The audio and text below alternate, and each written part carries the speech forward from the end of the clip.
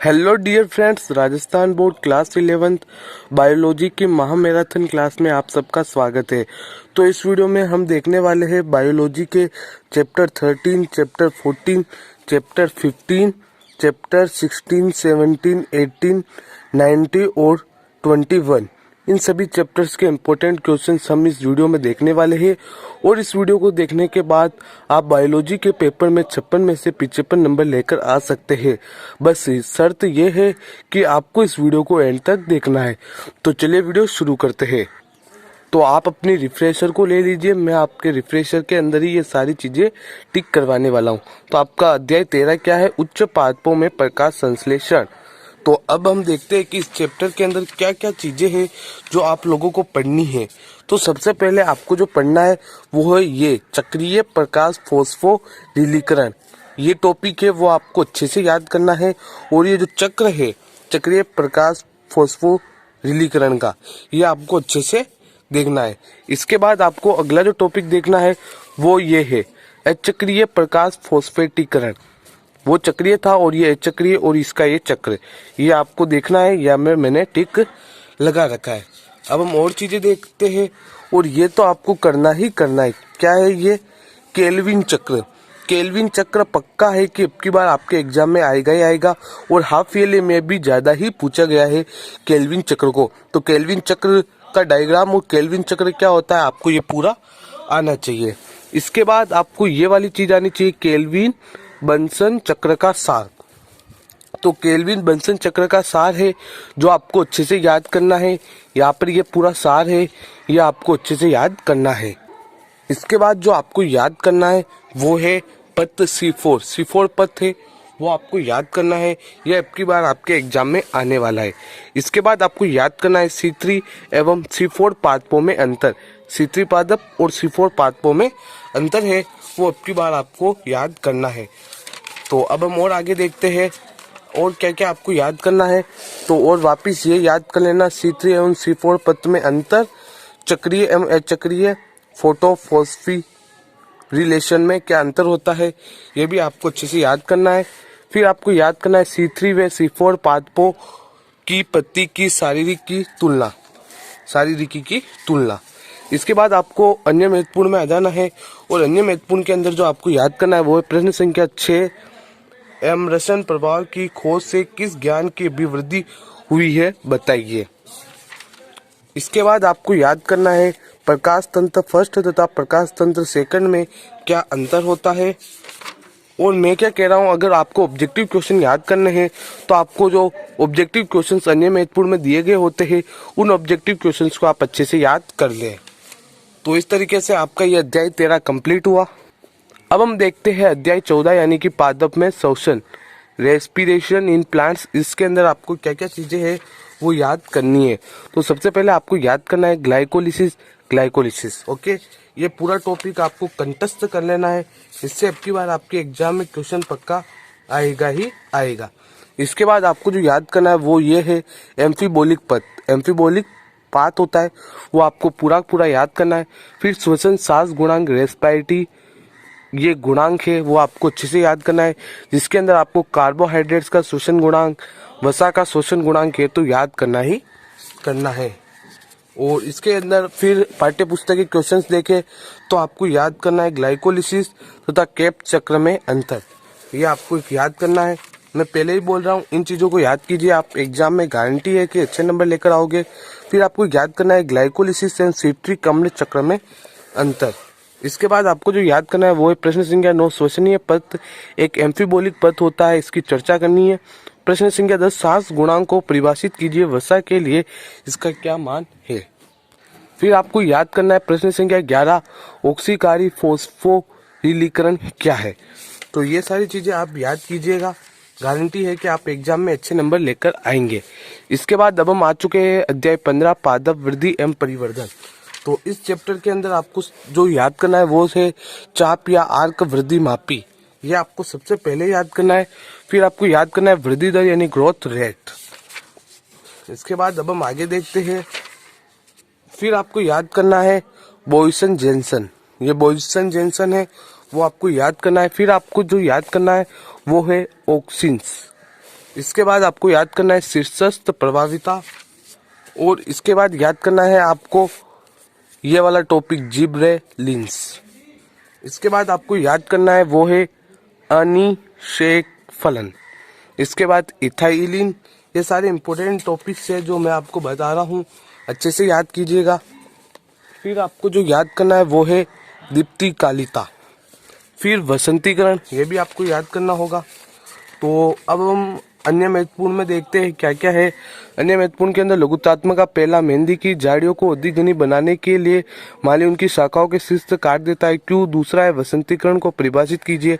तीसरा अल्प प्रदीप्तकाली व दीर्घ प्रदीप्तकाली पादप से क्या आशय है। और जो अन्य महत्वपूर्ण में आपको रिक्त स्थान वाले क्वेश्चन और ये ऑब्जेक्टिव क्वेश्चन, सत्य असत्य और ये जो मिलान वाले दे रखे इनको आप अच्छे से याद कीजिएगा, इनसे भी क्वेश्चन आएंगे।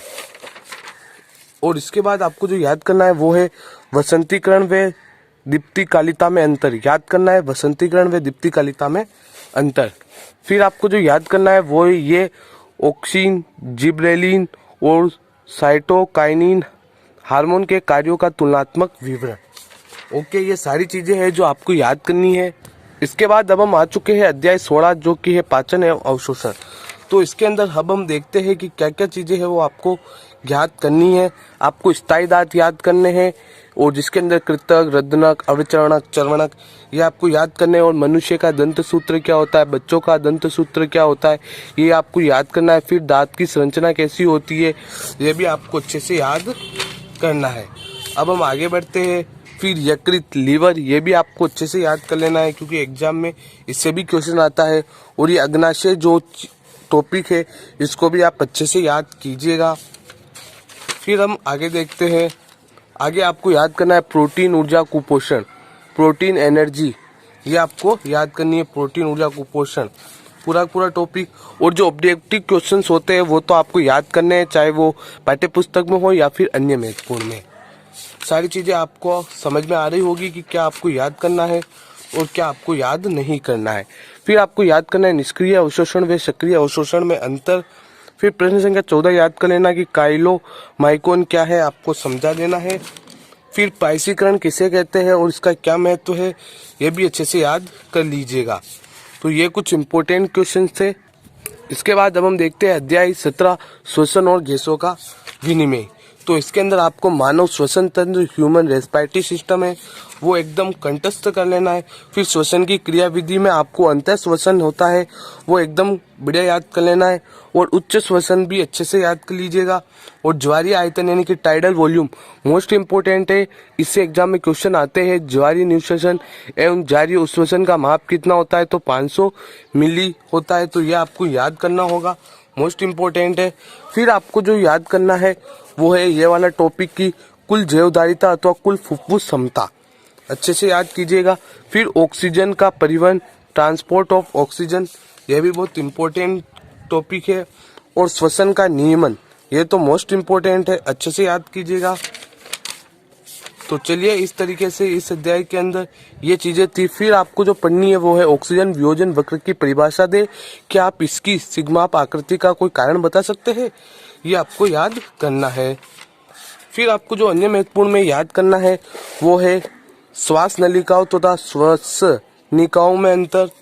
और प्रश्न संख्या 6 के अंदर है अंतर श्वसन और उच्छ्वसन क्रियाविधि का तुलनात्मक वर्णन, प्रश्न संख्या 7 में है, वो अच्छे से याद करना है। इसके बाद अब हम आगे बढ़ते हैं। अध्याय 8 है शरीर द्रव तथा परिसंचरण। तो इसके अंदर आपको रुधिर है उसका पूरा का पूरा ये चार्ट याद कर लेना है। इसको याद करने के बाद आपको श्वेताणु, यहाँ पर दिखाई दे रहा होगा आपको श्वेताणु या ल्यूकोसाइटस, ये भी अच्छे से याद करना है। इसके बाद आपको रक्त समूह यानी कि ब्लड ग्रुप से याद करने हैं। और ये जो टेबल दे रखी है इस टेबल को अच्छे से याद कर लेना, देख लेना। फिर आप देखना आर्य समूह है, आर्य समूह भी बहुत बार एग्जाम में पूछा जाता है तो अच्छे से याद कीजिएगा। फिर आपको याद करना है प्रोथ्रोम्बिन को सक्रिय करने वाले कारकों का निर्माण। फिर लसिका व रुधिर में अंतर, ये तो मोस्ट इम्पोर्टेंट अंतर है, हर बार एग्जाम में पूछा जाता है तो आप इसको अच्छे से याद कीजिएगा। इसके बाद मानव परिसंचरण तंत्र, यह भी बहुत बार एग्जाम में आता है। ह्यूमन सर्कुलेटरी सिस्टम, ये भी बहुत बार एग्जाम में पूछा जाता है। फिर आपको द्विसंचरण ये भी अच्छे से पढ़ लेना है। अब हम और आगे देखते हैं आपको क्या क्या पढ़ना है। रुधिर एवं लसिका में अंतर हमने पहले बता ही दिया आपको।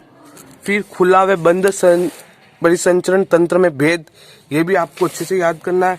फिर हृदय ध्वनियों की व्याख्या ये आपको आना चाहिए। फिर प्रश्न संख्या 14, एक मानक ईसीजी को दर्शाए तथा उसके विभिन्न खंडों का वर्णन करे। तो इस तरीके से आपको याद करने हैं। फिर आपको याद करना है टी कोशिकाओं एवं बी कोशिकाओं में अंतर, यह भी मोस्ट इम्पोर्टेंट है। टी कोशिकाओं बी कोशिकाओं में अंतर। फिर प्रश्न संख्या 2 देख लेना, ये क्वेश्चन भी आपको अच्छे से याद करना है। फिर आप देखना प्रश्न संख्या 7, मनुष्य के हृदय की बाह्य संरचना का चित्र बनाकर आपको संक्षिप्त में वर्णन करना है। इसके बाद आपको जो पढ़ना है वो है धमनी काठिन्य एवं एथिरोकाठिन्य में अंतर। फिर आप पढ़ना क्वेश्चन नंबर 19, ईसीजी प्राप्त करने की क्रियाविधि का वर्णन कीजिए। और फिर पढ़ लेना एकल परिसंचरण व दोहरे परिसंचरण में अंतर। फिर क्वेश्चन नंबर 23, रुधिर दाब एवं नब्ज या नाड़ी को समझाइए, ये भी अच्छे से पढ़ लेना। तो इस तरीके से आपको चैप्टर में से ये चीजें पढ़नी थी।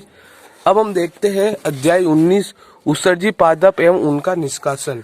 तो उसके अंदर आपको क्या क्या पढ़ना है, अमोनोटेलिक जंतु, यूरियोटेलिक जंतु और स्तनधारी कई उभयचर एवं समुद्री मछलियां इसके उदाहरण होते हैं, यह आपको देख लेना है। इसके बाद आपको याद करना है मानव उत्सर्जन तंत्र बिल्कुल अच्छे से। और ये वाला टॉपिक मेलपीगिकाई ये भी अच्छे से याद कर लेना। और ये डायग्राम है वो भी आप अच्छे से देख लीजिएगा। फिर मूत्र निर्माण ये भी देखना है आपको। इसके बाद अब हम देखते हैं आपको और क्या क्या पढ़ना है। आपको पढ़ना है गुच्छीय निषेध दर को परिभाषित करना है। फिर गुच्छीय निषेध दर की स्वनियमन क्रियाविधि को भी आपको समझाना है। ठीक है, तो चलिए इस तरीके से आपको इस चैप्टर में से बस यही चीजें पढ़नी थी। अध्याय 20 तो नहीं आ रहा है अब की बार। अब हम देखते हैं अध्याय 21 कि अध्याय 21 के अंदर आपको क्या क्या चीजें हैं वो पढ़नी है। तो अध्याय 21 है आपके तांत्रिकीय नियंत्रण एवं समन्वय। तो इसके अंदर आपको पढ़ना है सोमा अथवा कोशिकाकाय, ये पढ़ना है। इसके बाद आपको मानव मस्तिष्क का सम्मितार्थी यानी कि सेजिटल काट, ये भी अच्छे से याद करना है। इसके बाद प्रतिवर्ती क्रिया और प्रतिवर्ती चाप, ये भी अच्छे से याद कर लीजिएगा। फिर मनुष्य नेत्र की खड़ी काट, ये भी याद कर लीजिएगा। कर्ण, ये भी याद करना है आपको। और क्या क्या याद करना है भाई आपको, और ये कोविलिया, ये भी अच्छे से याद करना है। फिर श्रवण की प्रक्रिया, ये भी याद करना है। फिर श्लाका और शंकु में अंतर, श्लाका और शंकु में अंतर याद करना है। फिर आपको याद करना है थैलेमस और हाइपोथैलेमस में अंतर। फिर याद करना है अंध बिंदु एवं पीत बिंदु में भेद। तो इस तरीके से ये इम्पोर्टेंट क्वेश्चन थे जो कि आपके कंप्लीट हो गए। और जो जो चैप्टर अब की बार आपके आने वाले थे सेकंड बुक में से मैंने आपको बता दिए, यानी कि इकाई 4 और इकाई 5 के सभी इम्पोर्टेंट टॉपिक्स मैंने आज आपके साथ डिस्कस किए हैं। तो आपको ये वीडियो कैसी लगी कमेंट बॉक्स में अपना फीडबैक जरूर दें।